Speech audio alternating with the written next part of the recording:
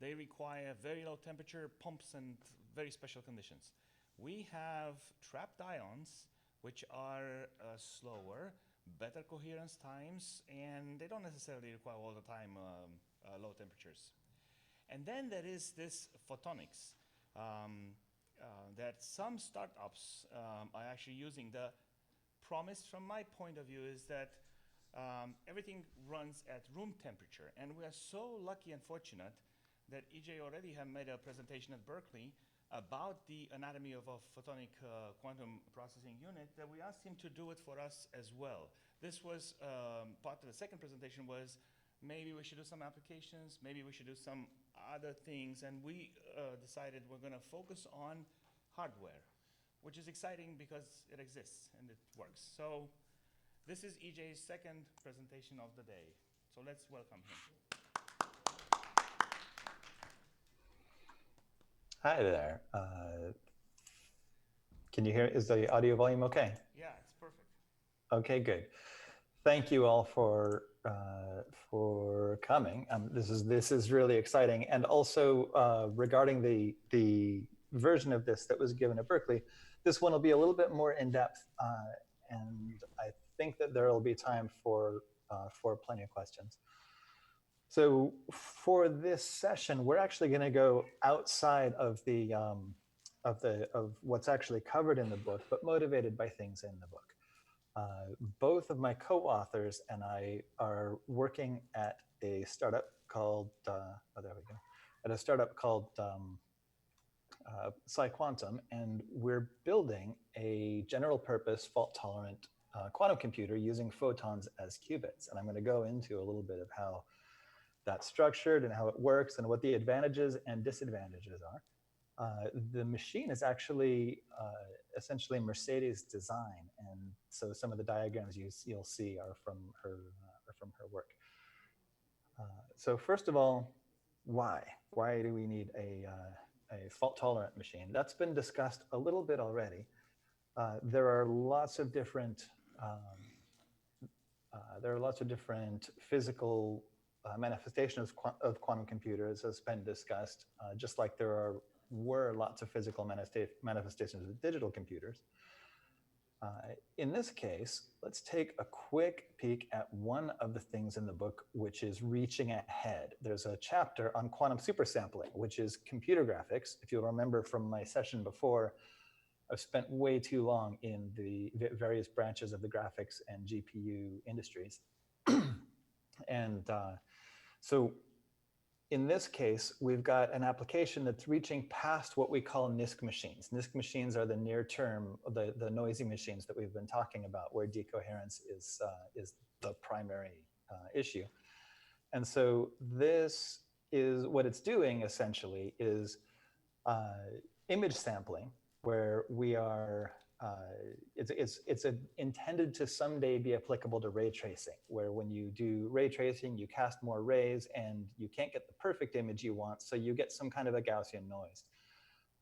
And what I was trying to do with this algorithm was to, and we saw the quantum state in the earlier session, the 10 qubit state, where I finally kind of had the aha moment. Which is to take this noise and instead of every pixel being 5% noisy, redistribute it, do something you can't do classically with any efficiency, so that instead of every pixel being 5% noisy, 5% of the pixels are terrible and the rest are perfect. And that's interesting. That is not a quantum speed up as such. It's something that is not done in the film or games industry right now at all. Because it's just not practical. And it's really interesting. So there's a whole chapter in the book on it. However, what I'm going to do is a little bit of switching back and forth between presentations, just because, as I mentioned, we're going a little bit outside the bounds of what was talked about before. This is one implementation of a very small version. And as you can see, there are many quantum gates. This specific set of gates is ridiculously past modern capability with physical quantum computers.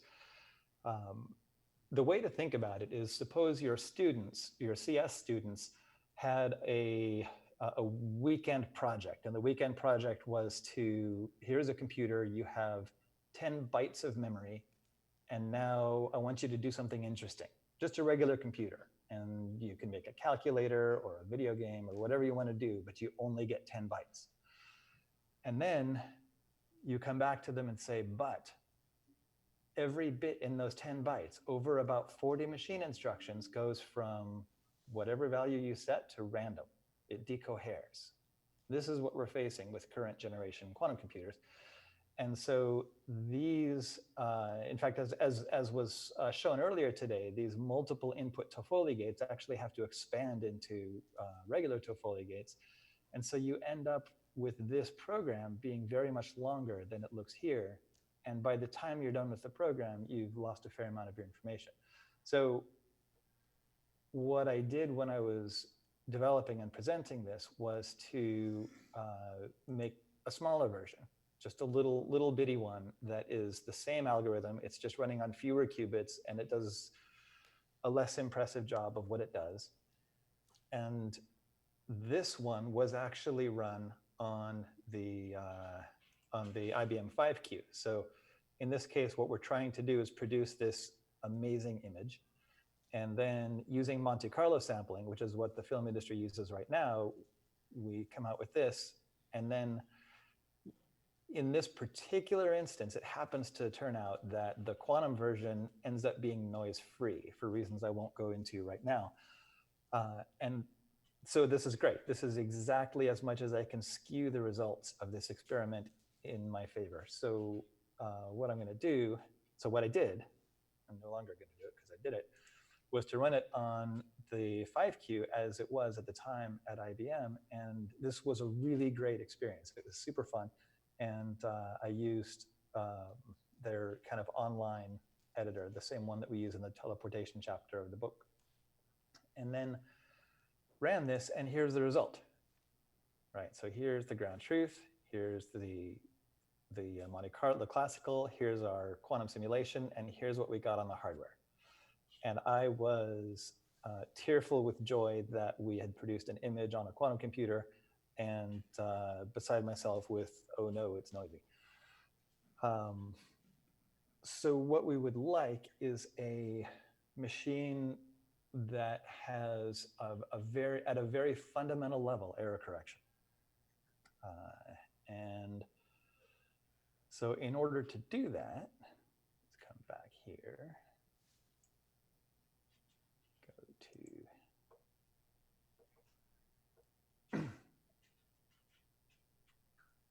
all right, in order to do that, we're using photons as our qubits. And there was a lot of discussion of matter-based qubits earlier, and there is, every one of these approaches has advantages and disadvantages. So using photons, some of the advantages are the photons are really robust. They actually don't decohere. You can put a photon in a particular polarization and send it across the room, as Adrian mentioned. And you can send it from one planet to another and not lose that information. So that's super cool. Let's see, it's, and the entire machine, as you'll see, the entire machine isn't at room temperature because the photon detectors need to be cold, but not nearly as cold as you have to go to keep matter-based qubits isolated from their environment. We can send qubits through a circuit really, really quickly. They travel in silicon about 3 inches per nanosecond, which is a blessing and a curse. It's easy to count them. You put single photon detectors on your circuit, and we'll see some of that. We also we don't have to do anything to them to send them from one machine to another, which helps with our scalability. If the qubits are already encoded as photons, then they're happy to jump in fiber. We also get, as you'll see, some manufacturing benefits because there's a whole telecom industry that does silicon photonics that was there before we started building this stuff. let's see. And then, oh yeah, some of the downsides. There are only probabilistic entangling gates, and I'll show you some of that as well. Every time you try and entangle something, you know whether you succeeded or not, but you're not guaranteed to succeed. And same thing with single photon sources. So every time you say, I want a new qubit, you've got, with some devices, a 1 in 10 chance of getting a new qubit. But we have ways of dealing with that. The other thing that's not mentioned in this list that is a pain in the butt with photons is that they go missing all the time. Our components and silicon photonics components in general are rated by loss and then some other metrics. They're wily, they're really hard to keep hold of. So let's dig into some of how this works. You've probably seen something about using the polarization of a photon to encode a qubit. So say horizontal is a 0, vertical is a 1, and that's fine. We don't do that because it's very hard to work with polarization on chip. And the machines that we're building are integrated silicon photonics devices. And so what we do is called path encoding. Path encoding is where you have two separate fibers, and we call them waveguides when they're etched on a chip. You put a photon through one and call it a 0, put a photon through the other one and call it a 1. And so as you can imagine, decoherence here isn't really an issue for sure, because you put the fiber in this one, you didn't put it in that one. And so in order to do some of the basic gates that Jim was just showing, we have our X gate, which we've been looking at all morning. It's the NOT gate. And so in order to do that, well, that's pretty easy. You just swap the fibers. You actually don't even need two layers like you do in electronics, because these, when they're perpendicular to one another, the photons won't interact or interfere. They'll just cruise on through. So a NOT gate can be just a crossing. Also, you could just as easily relabel the ends in this case, in this very, very simple circuit. A phase gate, which is where you change that, we were looking at that earlier, where you change the phase of one of your terms. In order to do that, what you have to do is delay the photon in one waveguide and not in the other. And there's a whole bunch of ways you could do that. You can make one longer than the other. You kind of have your choice. But the easiest way, it turns out, and the most practical, is to change the speed of light, which we do using a bunch of different devices. But just for this example, I'll use heaters. So you take little bits of copper on your chip and you run current through them. And when you heat up the silicon, it changes the refractive index, which changes the speed at which the photon travels through the medium.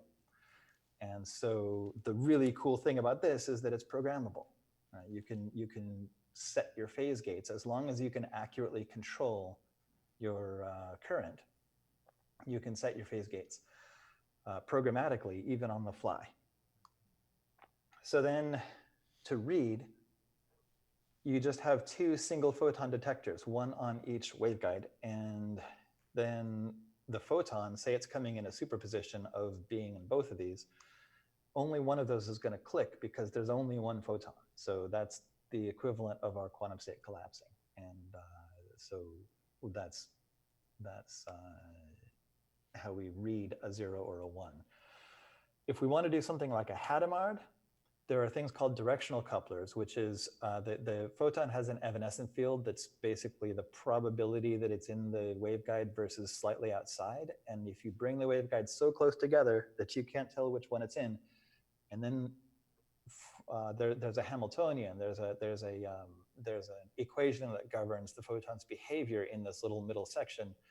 Then when you bring it apart, it's in a superposition of both. And this is the on-chip equivalent of a half-silvered mirror beam splitter.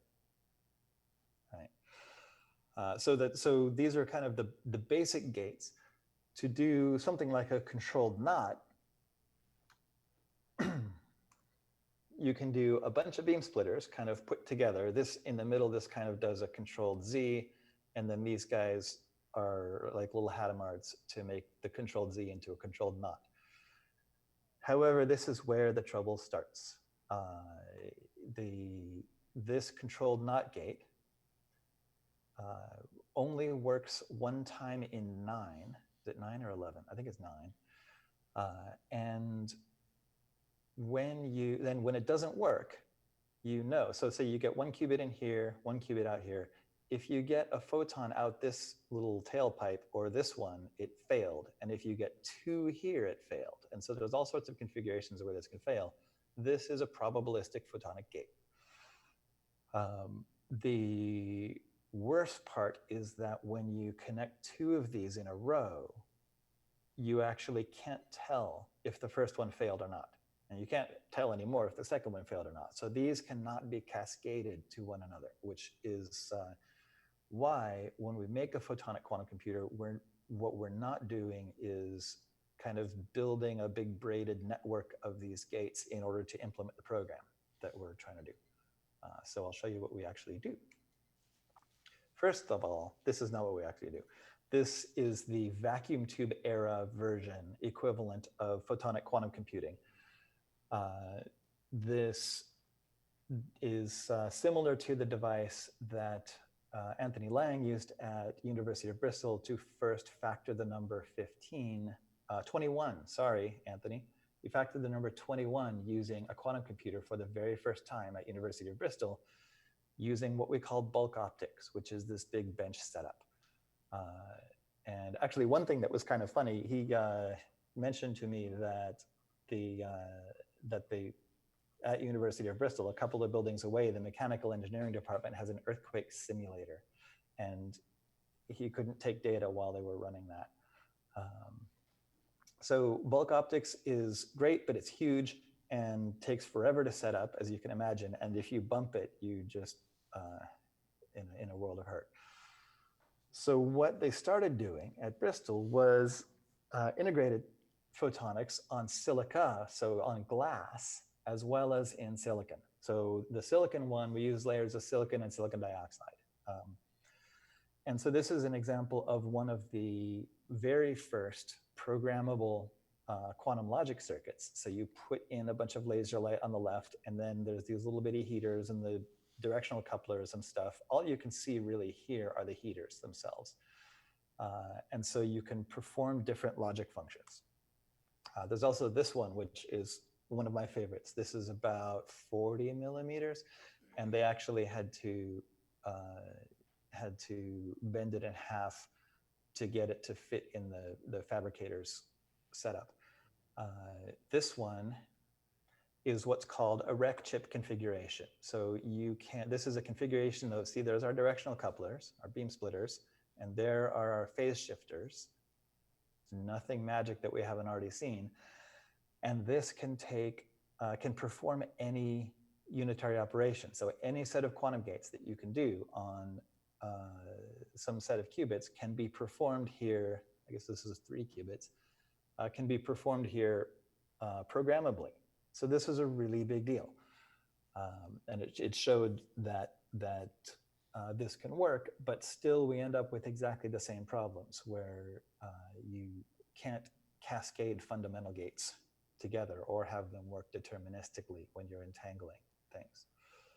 So, and the other thing that's really nice about this is that you can build these devices. This is another device from University of Bristol, where in this case, this is doing what's called QKD, which is quantum key distribution, chip to chip. So this is, we talked about Shor's algorithm and code breaking.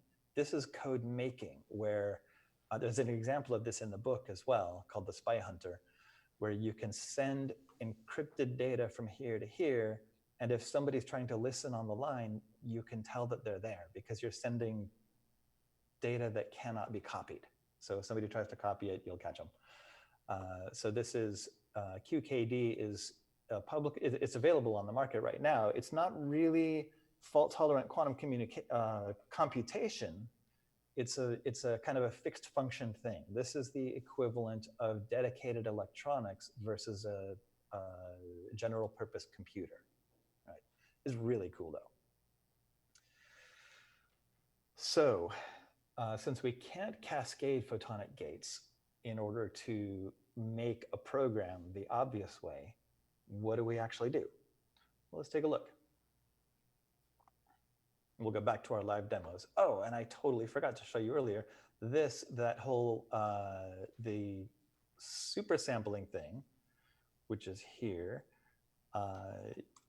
In the book, there's kind of how you do it and also how you can use it to make trippy 70s van art. And so, yeah, that's, whether or not it's useful, if it makes somebody try it, then long-term, I think is probably beneficial. And this sample runs here, and notice it even puts up a little warning on the book's sample page that says this is going to take a while, because even in the sim, it takes a while. And as I showed you, you really need a fault-tolerant quantum computer to have a chance of running this usefully. So we were looking earlier at at all sorts of things in the sim. One of the things that we looked at was the cluster Z. And so anyone who was here before will remember this. And what we're doing here is we're making graph states, right, based on just one operation besides Hadamard. This is a controlled Z, which will entangle our qubits and produce these different graph states, and we can kind of entangle things any way that we want. We can make all sorts of different patterns and then convert them to one another. And there's no reason really that there are 4 qubits here, except that that was the chip that was being worked on at Bristol when I wrote this particular demo. So how does this tie in to photonic quantum computing? Well, here is a little program, and I'm going to bring this guy up, run this, and make it nice and big so we can see it. Okay, so this is a really simple program compared to everything else we've been looking at today. And if we look at our state vector, it's only 2 qubits, so it's 4 terms. There's nothing really terribly complicated going on here. And we can look at this and say, okay, we Hadamard everything. Oh, let me expand out the gates so that we can see them one at a time. There we go. So come in here, we Hadamard everything. Oh, I'm going to put it right side up. Okay. And then we've got a CZ, right? So the CZ. So this is going to say if both these bits are on, flip the phase. So that's the 3. It's got both bits. So we'll flip the phase. And then we do another Hadamard, which happens to put us into the state. And then we're going to rotate by 45 degrees. See, this guy turned. It's a little bit hard to see because of the color. And then we do another CZ. Right? And so we have done some computation. We'll pretend it's useful. It's not. And we've produced this state. This is the thing that we made using that. If we want to implement this on chip, this is a problem because this CZ, remember, that's kind of the core of that C naught, and this has 2 of them cascading into each other, and we can't do that. But what we can do is we can make, predictably with a quantum computer, we can make nice graph states. We can entangle things into different graph states, and we can know when we've done it. And so what we can do is, if we do, let's do this. We can build a graph, and this is remember, before we were looking at kind of cheeky on paper ways to go by the seat of your pants and build quantum circuits. This is no different. So what I've done is I've said, okay, well, there's a entangling gate there, there's an entangling gate there, and then there's an operation with no Hadamard there. And so I've kind of made a little drawing over it. And then what I can do is I can use that to, oh, did it go? Oh, yeah, got it. I just pushed the wrong button. on my own program. So what this is doing is we've got now, instead of 2 qubits, we've got 5 qubits. And then these guys, if you'll notice, this phase gate, I just moved it down here. This connectivity, this graph state that we're making here is going to be the same connectivity as this. And so, so this is something called measurement-based quantum computation. I'll show you a reference later. But this does something really critical that I will mention in a moment. So first, though, what we better do is come over here, Hadamard everything, right? There we go.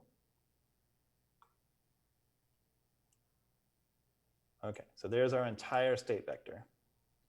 And we've done a Hadamard on all these qubits. Now we're going to make a graph state. And if we look at this, we'll go boom, boom, boom, boom, boom. And this is the same topology as the diagram that we drew. Right? And I'm oversimplifying a little bit because when you get big circuits, this just gets gnarly. That's why I made a button for it. And then, so here we are. Here's our graph state. This happens to be the state vector for that using circle notation. And then, if we change the phase of this guy and then do a Hadamard on all of these guys and measure them all, again, I'm oversimplifying a tiny bit, but not that much. Look at that. That's our same state that this circuit builds. Right? So what we've done is to make an equivalent computation of exactly the same state using a whole lot more qubits and a whole lot more gates. So why is that useful? Well, here's the thing. What we've done is to separate the entanglement from the computation. So what we have now is entanglement as fuel. We can prepare a cluster state or a graph state that's nothing but entangled qubits that doesn't necessarily know anything about our computation. And we can have one of our part of our chip just crank this out and say, I'm going to build Tinker Toys, and that's all I'm going to do, and I'm going to do it as well as I can, and then hand it over to computation, and computation can take the Tinker Toys and say, all right, I'll make use of these connections, and then basically burn them in order to produce computation. So this is at the very low level, this is what's going on, but then it gets more complicated. And here's how. All right, now we're stepping up a level. Suppose that this is, each junction here is a qubit, and then the lines between them are entanglements. Right? It's exactly the graph state that we were looking at before. It's just a little simpler because I'm going to have a lot more qubits. And so, say we go like here. So we start doing this thing. And what we're doing is on the left, we have a bunch of photon cannons. And these things are just kicking out single photons. And then right after the photons get created, we entangle them as well as we can. And in this case, we're making a nice little brickwork lattice. And then they just fly through space. They stay entangled, whatever. And then right when we do our measurement, they're going to hit detectors here. All these photons are going to be destroyed. They're going to, we're going to do either rotate them or not, kind of like we did in our previous thing. This guy, we chose, I would rotate this one, but not these two, right? So we're going to rotate or not, and then measure. And what this allows us to do is kind of a generalization of teleportation. So we take this, and now suppose we want to add a logical qubit. Okay, so here, this green line is a qubit that we're basically just doing nothing to, right? We're teleporting it, boom, boom, boom, boom, boom, boom, boom. But this is our logical qubit. This thing stays alive while our physical qubits go. And everyone will talk about how you need, say, I don't know, 1,000 physical qubits to make a stable logical qubit. The nice thing is photons are pretty cheap. And so we can do things now if we suppose we can't entangle them well. Suppose we come and we start having holes in our lattice. As long as we know where they are, we can compensate for it. right? And this is an oversimplification. This is not bringing in fault tolerance. Now notice in this case, we're losing our logical qubit. Sometimes it does not have a way that it can remain stable. And so how do we fix that? Well, we add more of these guys, right? And so, so we can actually, if we want,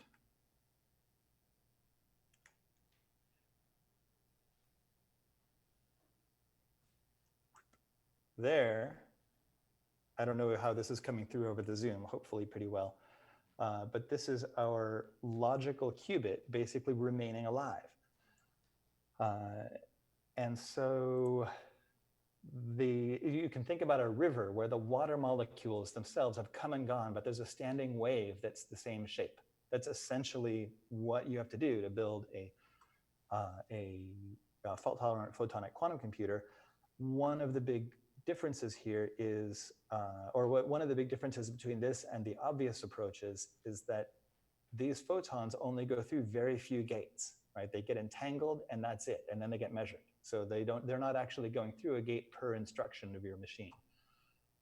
So let's take a quick look back. And I want to be conscious of time here. I think I'm supposed to finish at 10 till. So here's essentially what I was just showing you. You have the resource state generation where you make the little entangled bits, and then those get fused into a big lattice that has holes in it because we can only fuse probabilistically with photons. And then that lattice, as long as it has not too much missing, so right, when we're going with this guy, I've lost my cursor. There we go. When we're going with this guy, if we turn the quality of the lattice down, the machine doesn't work. As soon as we get above our threshold, right, there's a particular threshold of loss, the machine will function in a stable fault-tolerant manner. And so we take all of these little resource states. In this case, this is a 5-qubit graph state that I'm just using as an example. You fuse them all to each other to make a big lattice, and some of those fail. And so you end up with a lattice that hopefully you know where the holes are, but there are ways that we have a whole fault tolerance team that's as large as, it's half of our architecture team is fault tolerance. And they have encodings that allow them to find and correct errors. So everything I've talked about is actually from, is kind of kicked off by Mike Nielsen originally, but then there's lots of information online. We clearly have made a bunch of advances in it. Those are not mostly public, but a lot of them are. There are, if you look for anything by Naomi Nickerson or Hector Bombin, you will see all sorts of really advanced and interesting kind of fault-tolerant encodings that are out of the scope of what I'm talking about now. But it's just fascinating for anyone. If you have students who are looking into kind of higher dimensional math it's really engaging and advanced part of modern quantum computation. All right, so these fusion gates, we take, say, 2 bell pairs. These are entangled photons or entangled qubits, same thing. And then we put them through, this is just crossing over each other. This is just our beam splitter, right? And then our detectors. And if we detect one photon here, then what has emerged is a 3GHZ. So we use this kind of fusion gate, as it's called. Notice this isn't a regular gate for kind of gate-based quantum computing. Fusion gates are weird, and they're mostly used in photonics. But this is how we take small structures and link them together to make larger structures. And this happens, we get a successful outcome with some probability. And so then we take the small structures, link them to larger structures, but all of this can happen in reticles of a silicon photonic integrated circuit, and then link to each other. And then what's happening here is we basically down selecting. So some cases where things didn't work, we shift in their neighbor, which did work, and link that to the rest of our circuit instead. It's called multiplexing, and it's similar to digital multiplexing. And it's tricky part of the design and process of making these machines work. So what do these look like? Let's see. What do these look like actually on chip? And I'll give you a very quick glance at, there we go, at this. So these are the devices. Here's our phase shifter. That's the little heater I was showing you. There's a directional coupler. Spirals look like a Dr. Seuss component, but really these are used for a couple of things. One is to keep the photon out of the way while you're doing digital logic, right? You got to put it somewhere. Another thing that these are used for is something called time-reversed spontaneous four-wave mixing, which is part of how we produce single photons. And so, and then there are resonators, which can be used instead of spirals, and then grating couplers are used to get photons on and off the chip. And so here is an example of, this is a chip that was made at Bristol, and then we'll just kind of quickly zoom in on part of it, and then switch over to a photo of the same chip. And this was just made in a fabricator that usually does regular silicon photonics for telecom. And there you can see, oh, I'll zoom in again. You can see the waveguides. The directional couplers are hidden under this piece of metal. The only electrical connections here are for the heaters that do the phase shifting. So this happens to be the chip that was building that 4-qubit graph state that we were looking at. And then, of course, the detectors, as I mentioned, have to be cold. So this is something that does, I think, 16 channels. It's a cryostat that runs at about 2 degrees Kelvin, which is really warm for quantum computing. A lot of machines need to run at millikelvin temperatures. 2 to 4 Kelvin is about typical for this set of experiments. And then to finish off here,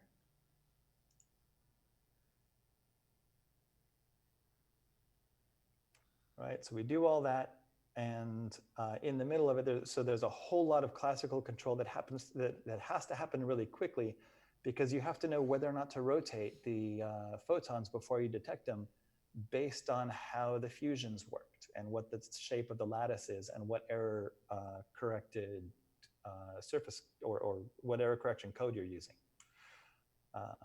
And so the really huge advantage, of course, as I mentioned, is that you can use existing fabs. We don't have to invent the manufacture process for these machines. We can use existing silicon photonics fabs, turn up the quality and design devices with better and better quality so we can make those lattices better.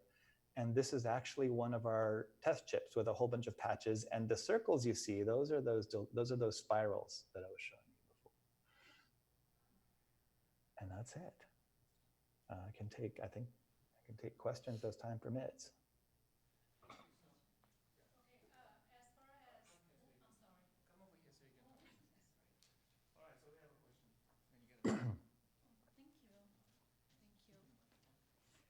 Hi, my name is Tim O'Brien. I'm from Columbia Basin College. I teach programming. Now, as far as hardware coding, it seems like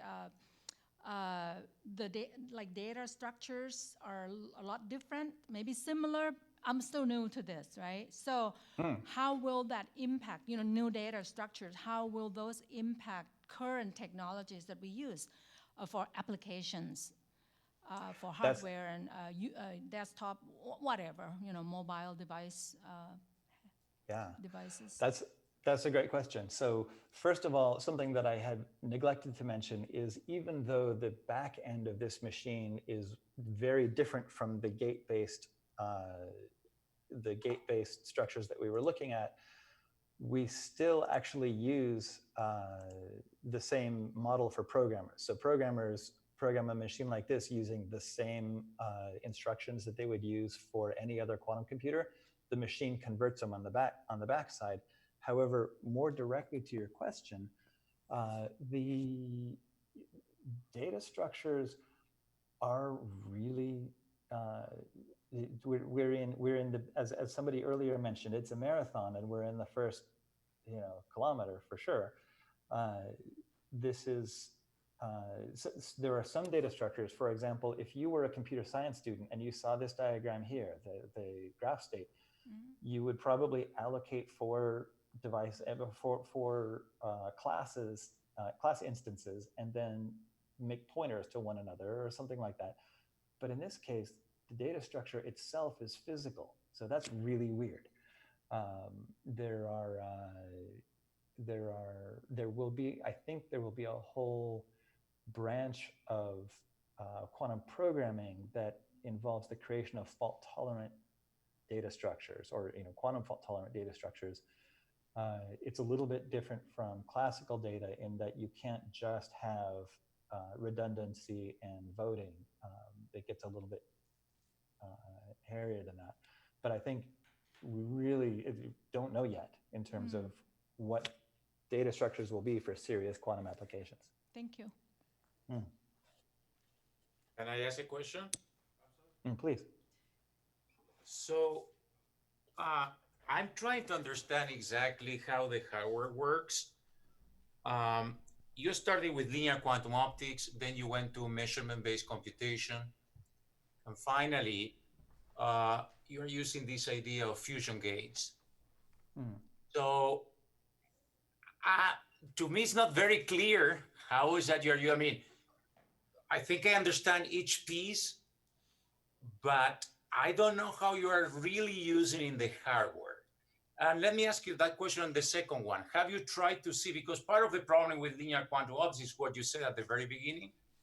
I mean, it's an issue, about, coherence, and, how is that you can really show that, you can see some entanglement, or you can see, something that you can use basically for quantum computation. So do you try in your real device to measure coherences, like, for example, doing some sort of Bell test or things like that at the very end to see what's the fidelity of this operation using whatever, I mean, fusion gates or whatever? So it's a long question. First, I need to understand how you really do the things at our level. And the second question is, if you have, at the moment, you have already tested fidelities of these entangling gates. So the rule about asking questions is you get to ask anything you want, and I have to know where I can answer and where I can't. However, the huge benefit is of kind of the approach that I outlined is the separation, I think, of the entanglement generation from the computation. So the tests that you mentioned, things like what's the fidelity of entanglement, what's the purity of the entanglement. When you get the photons, by the time they get to the detectors, are they still the same frequency as each other? That's a big issue depending on what kind of devices you're using. Because if you have photons that are making it through the whole machine but are not interfering properly, then that's going to be trouble. You're going to get Pauli flips as well as loss, which are both kind of, those are our two big things to manage and measures of quality. But the ability to generate the entanglement and do the fusion kind of as the fuel stage, independent of any computation you're performing, makes it much easier to make those measurements at each stage. For those who aren't familiar, the fundamental measurement for quantum photonics that everybody always starts with is called a Hom dip. And a Hom dip is you send you use one of those beam splitters, and you send two photons through, one on each path. And what should happen if your beam splitter is good and if your photons are indistinguishable, then they should bunch. They should both come out the same exit instead of coming out opposite exits from each other. And as you build, so the goal of part of our effort is to build higher and higher quality components. And the goal of the other part of the effort is to make an architecture which works with lower and lower quality components. And then that's all the hard part.